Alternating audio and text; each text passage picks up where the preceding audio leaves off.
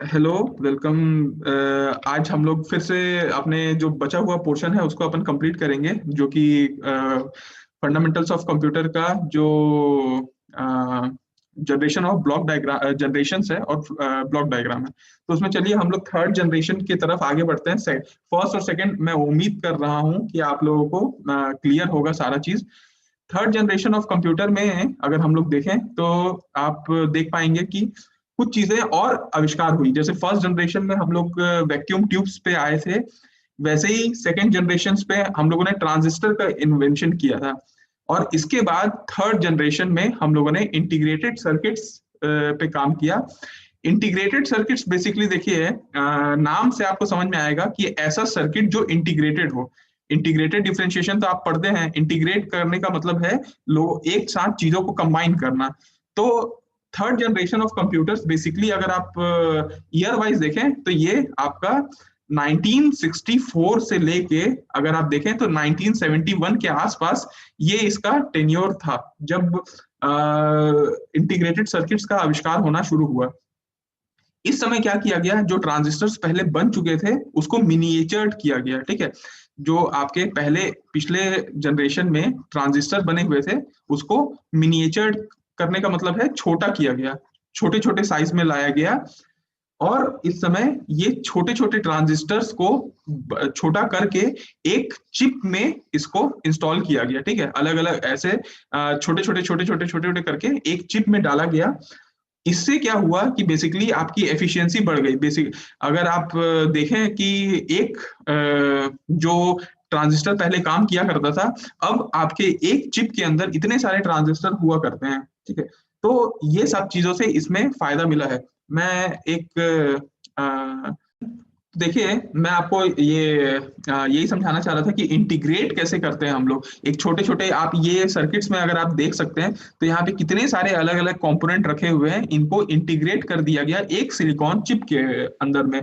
ये सारा जो टेक्नोलॉजी है ये इसी समय 1964 से 71 के बीच में स्टेब्लिश हुआ था। और क्या बोलते हैं, जो काफी आपके जो स्पीड है, जो पहले के जो स्पीड थे और एफिशिएंसी है, वो एफिशिएंसी को बढ़ा दिया।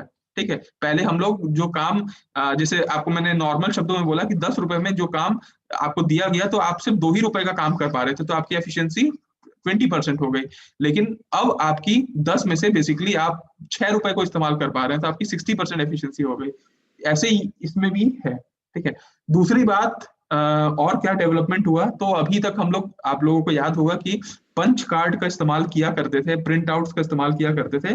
अब कुछ नया टेक्नोलॉजी आई थी थर्ड जनरेशन में। तो थर्ड जनरेशन में ये देखिए, अगर आप इसको देख पा रहे होंगे तो ये थर्ड जनरेशन का कंप्यूटर है जिसमें कीबोर्ड का इस्तेमाल किया गया है। तो इनपुट के लिए कीबोर्ड्स का भी इस्तेमाल होना शुरू हो चुका था। और आउटपुट के लिए जरूरी नहीं कि हर चीज हम लोग प्रिंट ही कर पाए, हम लोगों को मॉनिटर की भी हम लोग यहाँ पे इन्वेंशन हो चुके थे। तो मॉनिटर्स की अगर आप बात करें या कीबोर्ड्स की बात करें तो ये एक नई चीजें थी जो थर्ड जनरेशन ऑफ कंप्यूटर में आए। साथ में इसमें ये भी हुआ कि जो डिवाइसेस हैं जो हम लोगों ने बनाई हैं उसमें बहुत सारी एप्लीकेशन एक समय में काम करना शुरू हुई। मतलब डिफरेंट एप्लीकेशंस एट या लिख सकते हैं रन एट अ टाइम। मतलब एक समय में एट वन टाइम अगर आप बोलो तो ठीक है, वन टाइम में डिफरेंट एप्लीकेशंस यूज होने लगे। मतलब इसका मतलब है प्रोसेसर अच्छा होना शुरू हो गया था। इससे फायदा ये था कि देखिए, इंटीग्रेट करने से हमको ये फायदा हो रहा था कि साइज छोटा हो जा रहा था। जो कि हम लोग अलग अलग डिवाइस बना बना के बड़ा सारा चीज बनाते थे, अब वो छोटा होते जा रहा था, तो साइज हमारा रिड्यूस होते जा रहा था पूरे आपके डिवाइस का। दूसरी बात, सबसे बड़ी बात मैं ये आपको बताना चाहूंगा कि सस्ता होते जा रहा था।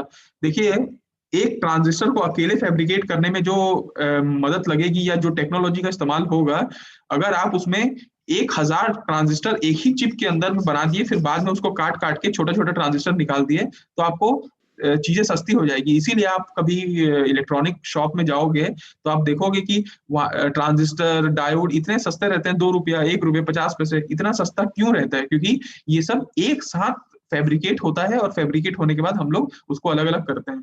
तो यहाँ पे जो चीजें हमारी महंगी थी वो चीजें सस्ती हो गई, साइज हमारा कम हो गया, डिफरेंट एप्लीकेशन चलने लग गए, स्पीड और एफिशिएंसी बढ़ चुकी थी। तो ठीक है, तो अब हम लोग आते हैं अपने फोर्थ जनरेशन ऑफ कंप्यूटर्स में। फोर्थ जनरेशन ऑफ कंप्यूटर्स अगर आप देखें तो ये इस समय 1971 के बाद का समय है, और 1971 से लेके आज तक अगर हम लोग प्रेजेंट की बात करें, आज तक हम लोग फोर्थ जनरेशन ऑफ कंप्यूटर्स पे ही हम लोग मौजूद हैं। फोर्थ जनरेशन ऑफ कंप्यूटर्स में बेसिकली जो मेन आविष्कार था जिसको हम लोगों को जानना है वो है आपका माइक्रो प्रोसेसर्स। माइक्रो प्रोसेसर्स ही मेन डेवलपमेंट हुआ था। और उसके बाद अगर आप देख पा रहे होंगे तो देखिए अभी थर्ड जनरेशन ऑफ कंप्यूटर में क्या हुआ कि हम लोग एक चिप लिए और चिप में हम लोग बहुत सारे डिवाइसेस को एक जगह पे इंटीग्रेट कर पा रहे थे, इसीलिए उसका नाम इंटीग्रेटेड सर्किट्स हुआ। अब हम लोग क्या किए, हम लोग और इंप्रूवमेंट किए। अब हम लोग सोचे कि क्यों ना हम लोग ऐसा करते हैं, इंटीग्रेट सर्किट, इंटीग्रेट तो हो ही जा रहा है सर्किट में, तो हम लोग क्यों ना थाउजेंड्स ऑफ आईसी, आप समझ रहे हैं, एक इंटीग्रेटेड सर्किट के अंदर में बहुत सारे डिवाइस होते हैं, और थाउजेंड ऑफ आईसी को हम लोग एक ही चिप के अंदर डाल दें।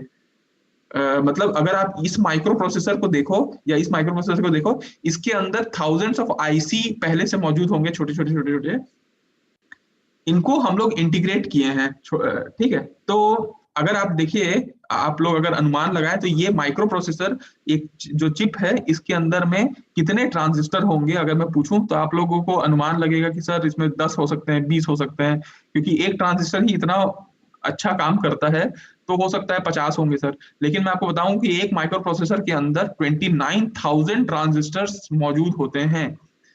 तो आपके लिए थोड़ा सा हैरानी होगा कि हाँ, ये वीएलएसआई टेक्नोलॉजी के द्वारा ही हम लोग इसको एक जगह पे इंटीग्रेट कर पाते हैं। ये 29,000 ट्रांजिस्टर्स एक आईसी के अंदर होते हैं, एक माइक्रो प्रोसेसर के अंदर होते हैं। इसका नाम ही प्रोसेसर है, बेसिकली प्रोसेस करने का काम करता है, और माइक्रो लेवल पे इसका चीजें होती हैं, इसलिए माइक्रो प्रोसेसर नाम रखा गया है। आपको जो सबसे पहला माइक्रो प्रोसेसर बताऊं वो है आपका इंटेल का 404। देखिए यहाँ पे कोड लिखा हुआ है 404। ये इंटेल के द्वारा बनाया गया था सबसे पहला माइक्रो प्रोसेसर जो फोर्थ जनरेशन में इस्तेमाल हुआ। ठीक है, इंटेल, इसको नाम था 404 चिप।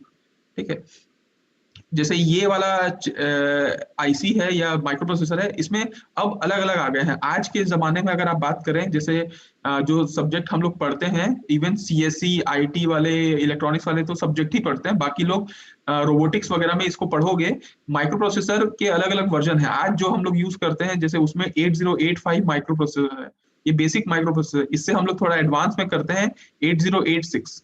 इसमें थोड़ा बस साइज, इसका जो साइज होता है, मतलब एड्रेस को डील करने का, वो सब चेंज हो जाता है, थोड़ा बढ़ जाता है। फिर हम लोग एक माइक्रो कंट्रोलर्स भी होता है, उसको हम लोग पढ़ते हैं, वो है 8051। तो ये सब उनके नाम है आईसी वगैरह के, माइक्रो प्रोसेसर, माइक्रो कंट्रोलर्स के। ये सब आविष्कार अभी सब हो चुके हैं, और इनका यूज हम लोग अभी कर रहे हैं। ठीक है, तो इनका आविष्कार 1971 के बाद होता आया है, और आज हम लोग इसको बहुत अच्छे तरीके से यूज कर रहे हैं। इसमें अगर आप देखें तो देखिए, ये इसका मेन पर्पस क्या था माइक्रो प्रोसेसर का, कि इसमें ना सारा कुछ जो कंप्यूटर का कंपोनेंट होता है ना, वो सारा कुछ एक प्रोसेसर के अंदर, एक चिप के अंदर डाल दिए। मतलब अगर अभी मैं आप लोगों को ब्लॉक डायग्राम भी बताऊंगा तो उसमें आपको समझ में आ जाएगा कि एक कंप्यूटर के अंदर बहुत कुछ होता है, सीपीयू होता है, मेमोरी होता है, ठीक है, बहुत सारी चीज होते हैं। तो ये सारी चीज अगर कंप्यूटर का एक चिप के अंदर अगर डाल दिया जाए तो वो एक प्रोसेसर बन जाएगा, that is called micro processor. तो आप ये चिप को देखने के बाद आपको समझ में आना चाहिए कि इस चिप के अंदर में सीपीयू भी है, मतलब ये प्रोसेसर है बेसिकली, तो ये सीपीयू भी है इसके अंदर में, इसके अंदर में मेमोरी भी है, इसमें स्टोर करने की भी क्षमता रहती है। ठीक है, तो ये सारी चीजें माइक्रो कंट्रोलर में ये स्टोर करने की क्षमता नहीं रहती, उसमें एक्सटर्नल हम लोग मेमोरी लगाते हैं। बाकी माइक्रो प्रोसेसर्स में हम लोग मेमोरी भी अंदर रहता है, मतलब कुछ एरिया में अपन मेमोरी में स्टोर भी कर सकते हैं, कुछ एरिया में अपन इसको प्रोसेस भी कर सकते हैं, सब कुछ एक चिप के अंदर में होता है। That is called micro processors या फोर्थ जनरेशन कंप्यूटर। इसी दौरान 1971 से प्रेजेंट के दौरान हम लोगों ने बहुत सारी ऐसी चीजें भी देखी जो आज की दुनिया में हम लोगों को बहुत यूजफुल है। जैसे कि ये आप देख सकते हैं, ये इससे आपको समझ में आ जाएगा कि मैं इंटरनेट की बात कर रहा हूँ। इंटरनेट एक ऐसा चीज है जो आज पूरी दुनिया जिसके ऊपर रिलाय कर रही है। आज हम लोग कोरोना में घर बैठे हैं तो भी हम एक दूसरे से जुड़ पा रहे हैं इसके बदौलत। तो ये इंटरनेट, अब इसका जो पूरा वर्किंग है, कैसे ये डोमेन लिखते हैं, यूआरएल बनता है, ये सब मैं आप लोगों को फोर्थ यूनिट में अच्छे से डिटेल में बताऊंगा, ठीक है। अभी तो आप इतना समझ लीजिए कि इंटरनेट है, फोर्थ जनरेशन में आया है और हम लोग इस्तेमाल तो करते ही हैं। इसी दौरान कुछ हैंड हेल्ड डिवाइसेस का भी इस्तेमाल हुआ। हैंड हेल्ड डिवाइसेस का मतलब होता है कि जो आप हाथों से कैरी कर सकते हैं। तो देखिए ये सारे जो डिवाइसेस हैं ये सब भी बनना शुरू हुए थे और आज के जमाने में हम लोग इसका इस्तेमाल कर रहे हैं। जो नेक्स्ट हमारा जनरेशन है वो बहुत इंपॉर्टेंट है, क्योंकि ये जनरेशन को, मैं इसको अगर ड्यूरेशन बताऊं तो ये आज के डेट पे आविष्कार हो रहा है और ये बियॉन्ड चले जाएगा, ठीक है। इसको मैं अगर बात करूं तो ये कब पूरा डेवलप होके तैयार हो पाएगा ये हमको नहीं मालूम, बट ये fifth generation of computers present से स्टार्ट हुआ है और बियॉन्ड तक ये जाएगा, ठीक है।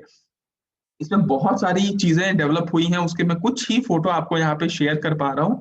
उसमें से देखिए, जैसे ही हम लोगों ने आज के जमाने में वो किया तो हम लोगों की बहुत सारी डिमांड हो गई, मतलब कि हम ऐसा प्रोसेसर चाहते हैं जो अनगिनत चीजों को एक साथ प्रोसेस कर पाए। इसलिए हम लोगों को एक टेक्नोलॉजी पे बहुत ज्यादा, ये सब रिसर्च एरिया के टॉपिक है, मतलब आज भी अगर आप एमटेक करने जाओ, पीएचडी करने जाओ, तो इस एरिया में रिसर्च होता है। इस एरिया में इंजीनियरिंग बहुत कम जगह पे होती है, लेकिन एमटेक वगैरह रिसर्च एरिया इसमें होती है। तो ये है आपका पैरेलल प्रोसेसिंग की अगर आप बात करें। इस पूरे जनरेशन को आर्टिफिशियल इंटेलिजेंस का नाम दिया गया है बेसिकली। तो इसमें हम लोग बहुत सारे नए नए टेक्नोलॉजी के बारे में बात करते हैं कि पैरेलल प्रोसेसिंग हो पाए, तो हम ऐसा प्रोसेसर बना पाए जो इतना फास्ट हो। आज आप देख पा रहे हो कि आप ऑक्टा कोर प्रोसेसर, इतने अलग अलग टाइप के प्रोसेसर हैं जो ऑक्टा कोर मतलब समझते हो, 8 प्रोसेसर एक साथ काम करना। मतलब अगर आप कोई एक ऐप यूज कर रहे हो तो एक प्रोसेसर उसको काम कर रहा है, दूसरा प्रोसेसर दूसरे को काम कर रहा है, इतने सारे लोग एक साथ काम करना।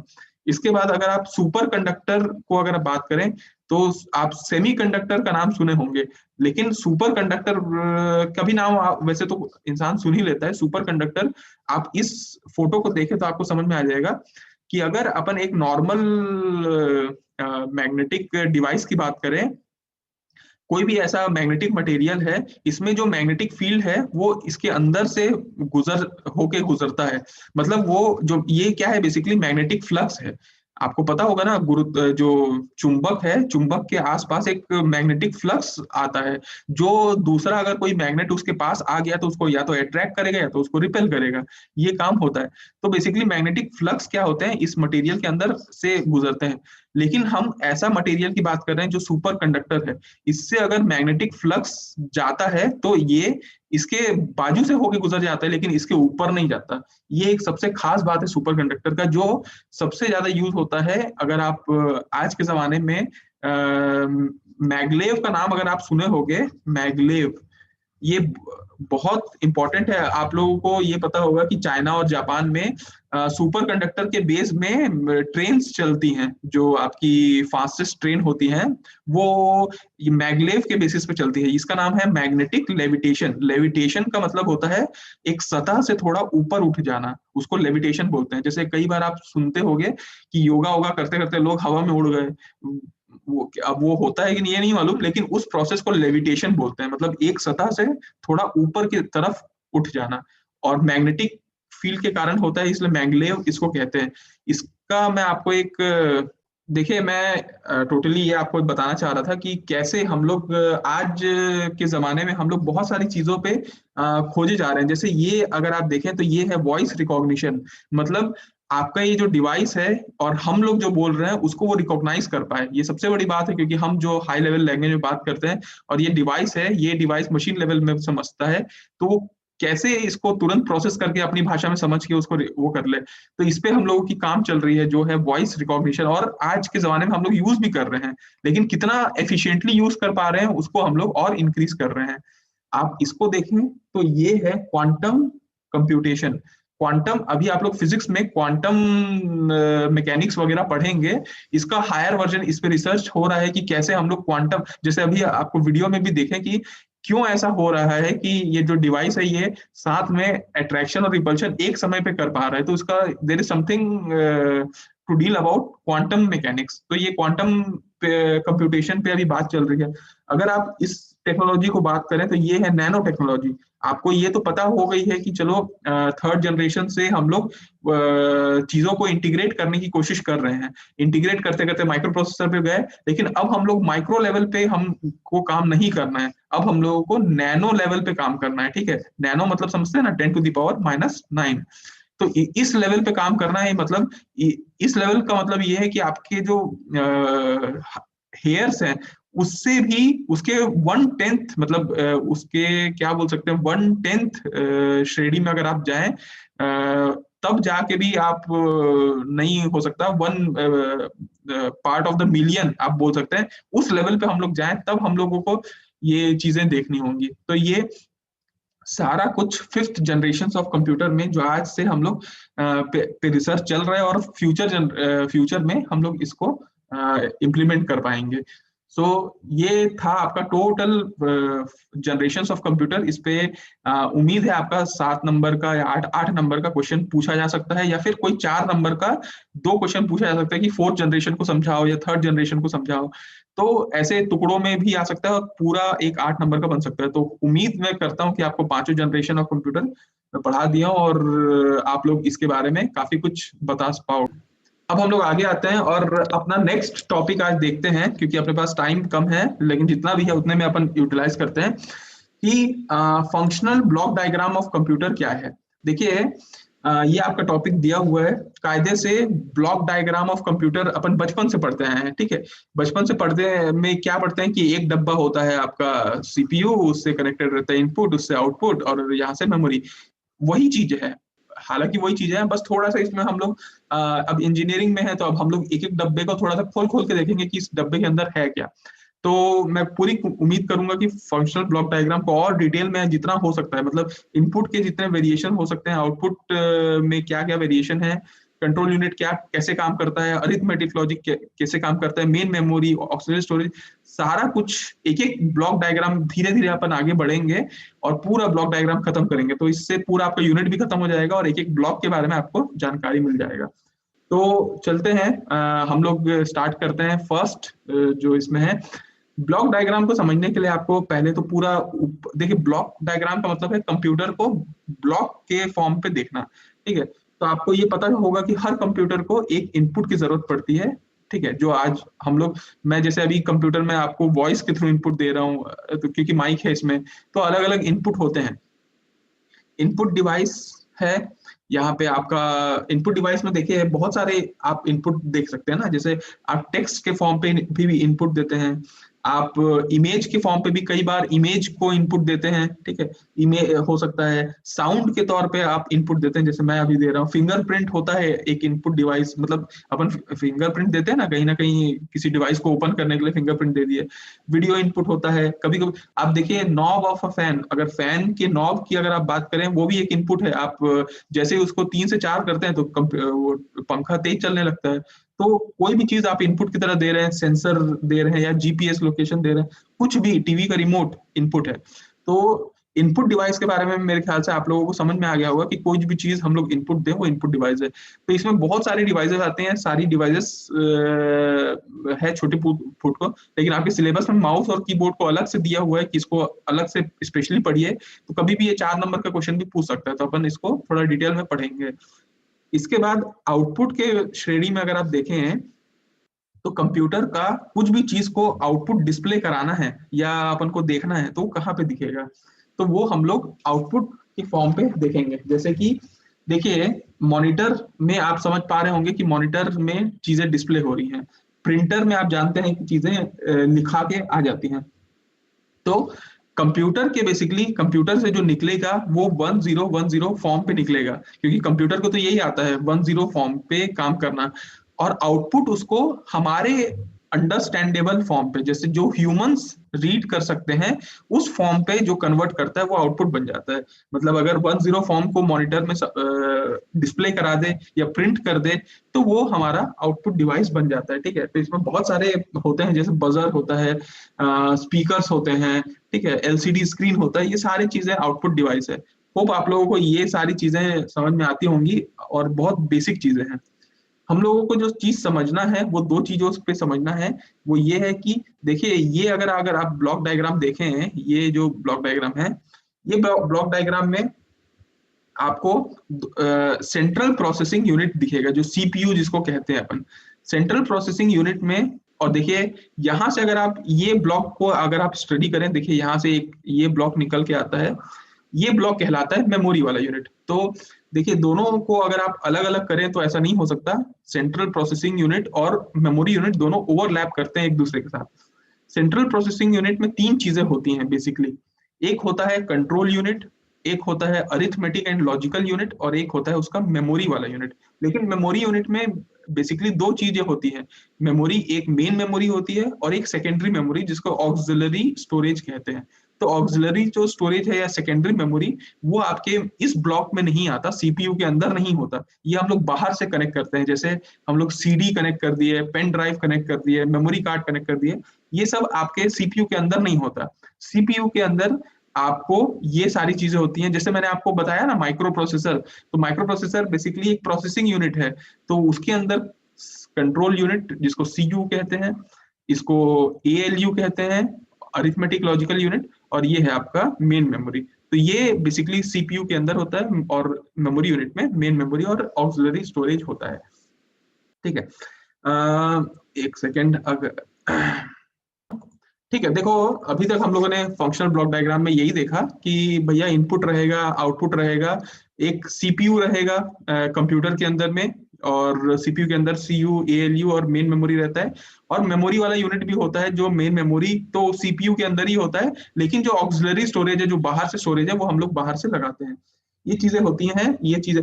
अब आपको मैं थोड़ा सा इसमें ना और थोड़ा सा अलग चीज बताऊंगा कि मेमोरी भी ना दो प्रकार की होती है। हालांकि मेमोरी का पूरा एक सेगमेंट मैं अभी इसी यूनिट में आपको और अच्छे से डिटेल में बताऊंगा, लेकिन एक ओवरव्यू मैं अभी यहाँ बता रहा हूँ आपको कि मेमोरी जो होता है बेसिकली, वो दो प्रकार का होता है।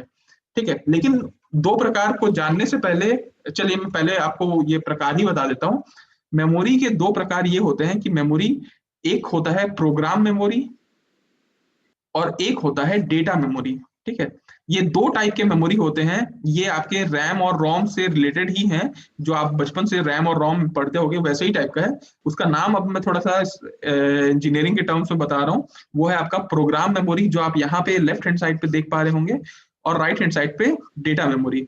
और यहाँ पे मैं एक सीपीयू लगा दिया हूँ, जो थोड़ा सा इन लोगों को क्लासिफाई कर पा रहा है कि कहाँ से क्या होगा। ठीक है, अब देखिए, प्रोग्राम मेमोरी और डेटा मेमोरी में आपको मैं पहले डेटा मेमोरी के बारे में बताता हूँ। देखिए, ये ना डेटा मेमोरी का मतलब ये होता है कि इसमें डेटा स्टोर्ड होते हैं, और प्रोग्राम मेमोरी का मतलब होता है इसमें प्रोग्राम स्टोर्ड होते हैं। तो डेटा मेमोरी का मतलब क्या है? ठीक है, डेटा मेमोरी का मतलब ये है कि ये इसमें सारा कुछ डेटा जो हम लोग कंप्यूटर में फीड करते हैं, वो सारा कुछ इस डेटा मेमोरी में ही स्टोर्ड होता है।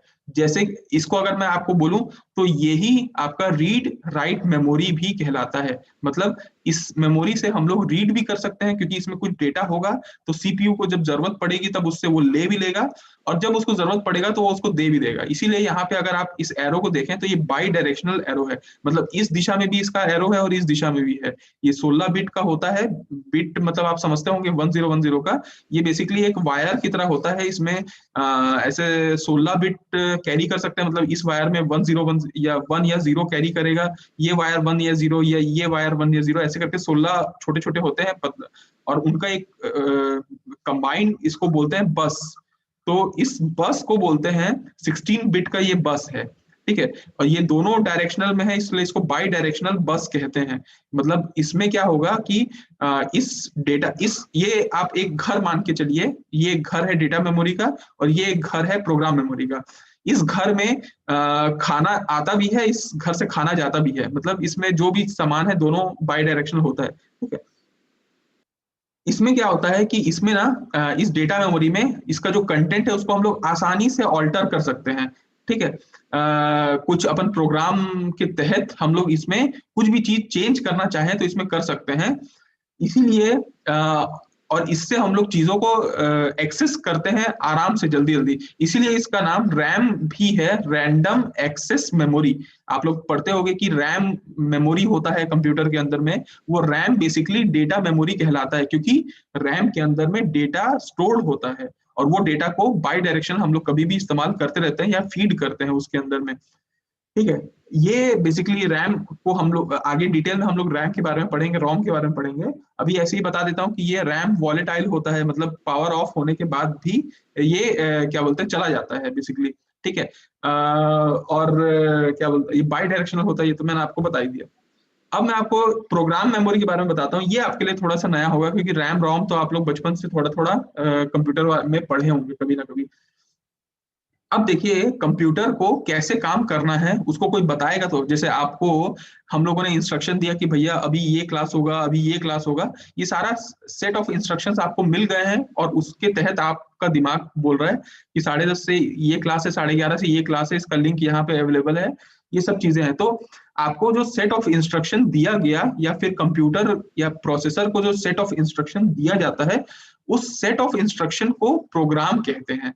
ठीक है, तो प्रोग्राम आप कभी सुनेंगे तो आपको समझ में आ जाएगा कि प्रोग्राम का मतलब होता है एक सेट ऑफ इंस्ट्रक्शंस जो कंप्यूटर को बोलता है कि भैया अब ये करो, अब वो करो। कंप्यूटर को कैसे पता चलेगा कि मेरे को क्या करना है, तो उसको सेट ऑफ इंस्ट्रक्शन कोई ना कोई तो देगा।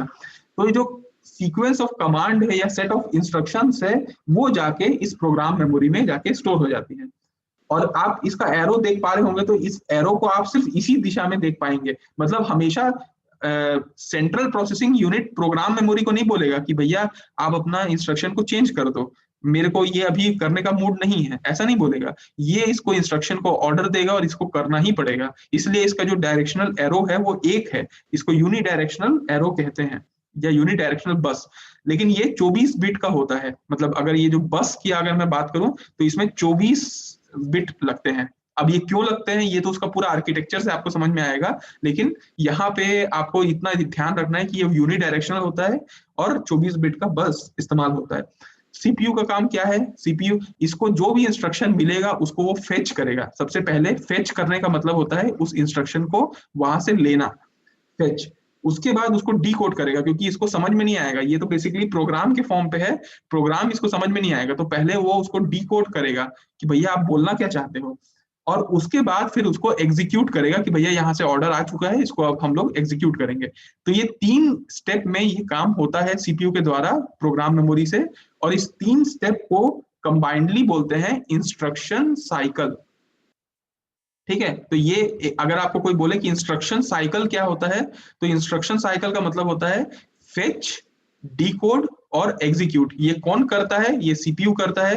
किससे करता है, प्रोग्राम मेमोरी से चीजें ले लेके करता है। तो प्रोग्राम मेमोरी को अगर मैं साफ शब्दों में बोलूं तो ये होता है रोम, जिसको रीड ओनली मेमोरी कहते हैं। आप लोग कभी सुने होंगे कि रोम को हम लोग ऑल्टर नहीं कर सकते, कुछ चेंजेस नहीं कर सकते, लेकिन रैम में हम लोग चेंजेस कर सकते हैं। तो ये जो रैम है आपका, वो है आपका डेटा मेमोरी, जहां पे चीजें स्टोर होती हैं, और जहां पे चीजें प्रोग्राम स्टोर होता है जिसको हम लोग छेड़खानी नहीं कर सकते, वो है आपका रीड ओनली मेमोरी। हालांकि इसमें भी अभी थोड़ा थोड़ा छेड़खानी हो सकता है, ई प्रॉम आता है, डबल ई प्रॉम आता है, लेकिन वो मैं आपको बाद में बताऊंगा। अभी के लिए आपको ये समझ में आना चाहिए कि रोम क्या काम करता है। ये यूनिडायरेक्शनल होता है, ये भी मैंने आपको बता दिया। अब लास्ट में आपको एक चीज और बताता हूं, यहां से एक सेकेंड, ये तो इसमें देखिए, आपको मैं एक ये मेमोरी का ही आपको बताता हूँ कि मेमोरी के आर्किटेक्चर की अगर मैं बात करूं तो बेसिकली मेमोरी ना 2 प्रकार से बन सकता है। जैसे मैंने आपको बोला ना कि डेटा मेमोरी और प्रोग्राम मेमोरी तो होते हैं, रैम और रोम तो होता है, लेकिन इसको हम लोग रखे कहाँ पे। जैसे कई बार ऐसा होता है कि एक फैमिली में हम लोग 2 घर भी बना सकते हैं या एक घर कंबाइंड भी बना सकते हैं। तो ऐसे आर्किटेक्चर को हम लोग कहते हैं वॉन न्यूमैन आर्किटेक्चर। ठीक है, वॉन न्यूमैन आर्किटेक्चर है, और दूसरा टाइप का आर्किटेक्चर होता है हार्वर्ड आर्किटेक्चर। ठीक है, हार्वर्ड आर्किटेक्चर, ये 2 आप लोग ध्यान रखिएगा इसका नाम को, क्योंकि काफी इंपॉर्टेंट है। वॉन न्यूमैन आर्किटेक्चर में क्या होता है कि जब कभी हम लोग एक मेमोरी ब्लॉक हम लोग बनाए हैं, उसी मेमोरी में ब्लॉक में हमारा प्रोग्राम मेमोरी भी स्टोर्ड है और हमारा डेटा मेमोरी भी उसी में हम लोग डाल दिए हैं। मतलब एक घर के अंदर हम लोग एक रूम प्रोग्राम मेमोरी को दे दिए और एक रूम हम लोग डेटा मेमोरी को दे दिए। इस टाइप के आर्किटेक्चर को हम लोग बोलते हैं वॉन न्यूमैन आर्किटेक्चर। अब आप लोगों को लगेगा कि या तो देखिए अगर एक ही जगह पे सारा कुछ स्टोर्ड है, प्रोग्राम भी डेटा भी, अब ये सीपीयू को कभी इंस्ट्रक्शन की जरूरत पड़ेगा तो उसको बोलना पड़ेगा कि भैया प्रोग्राम मेमोरी अभी चालू रखो, डेटा को अभी रहन दो, अभी अभी हमको प्रोग्राम की जरूरत पड़ रही है। तो एट अ टाइम हम लोग एक ही चीजों को ऑपरेट करा पाएंगे साइमल्टेनियसली, दोनों मेमोरी का हम लोग यूटिलाइज नहीं कर पाएंगे। इससे परफॉर्मेंस इफेक्ट होगी। लेकिन जहां पे क्या बोलते हैं स्पेस की जगह कम रहती है, हम लोग दो अलग अलग नहीं कर पाते, तो हम लोगों को एक में करना पड़ता है। तो ये भी आर्किटेक्चर जरूरत के समय पे जहां पे जरूरत है वहां पे इस्तेमाल होता है वॉन न्यूमैन। लेकिन हार्वर्ड हार्वर्ड आर्किटेक्चर में क्या होता है कि हम लोग एक अलग यूनिट देते हैं, जैसे अभी हम मैं फोटो में दिखा पा रहा हूँ, एक प्रोग्राम मेमोरी अलग यूनिट होता है, डेटा मेमोरी अलग यूनिट, और अलग ये बस के द्वारा हम लोग इसको कनेक्ट करते हैं। ये थोड़ा कॉम्प्लिकेटेड होता है क्योंकि अलग अलग अपन को करना पड़ता है, जगह ज्यादा जगह घेरता है, लेकिन ये थोड़ा सा यूज के ऊपर है। तो यूज के ऊपर अलग अलग टाइप के आर्किटेक्चर हैं, वॉन न्यूमैन और आपका हार्वर्ड। ठीक है। तो अल्टीमेटली मैं आपको ये फंक्शनल ब्लॉक डायग्राम में आपको मैं कुछ बता पाया तो ये बता पाया कि आपका ब्लॉक डायग्राम में इनपुट होता है, आउटपुट होता है। आपको मैंने सीयू एएलयू का यूनिट वर्किंग नहीं बताया है क्योंकि वो आप लोगों को मैं सेंट्रल प्रोसेसिंग यूनिट जो सीपीयू है उसको जब मैं अभी नेक्स्ट क्लास में पढ़ाऊंगा तो उसमें डिटेल में बताऊंगा कि कंट्रोल यूनिट कैसे काम करता है, एएलयू कैसे काम करता है। मेन मेमोरी और ऑक्सिलरी स्टोरेज को भी मैं डिटेल में बताऊंगा, लेकिन अभी मैं ऊपरी तौर पे बता पाया आपको कि ये मेमोरी रैम और रोम कैसे प्रोग्राम और डेटा मेमोरी में अलग अलग क्लासीफाई होते हैं। अब ऑलमोस्ट ये फंक्शनल ब्लॉक डायग्राम है आपका। ठीक है। तो अगर